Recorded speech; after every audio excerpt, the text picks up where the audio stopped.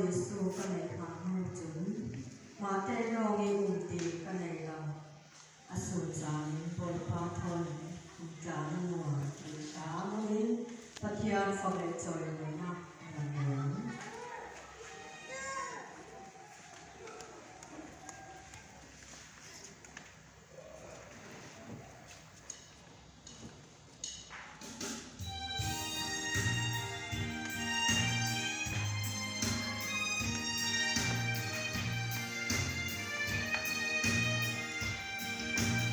Ôi Giêsu, con anh ngã, Chúa Giêsu.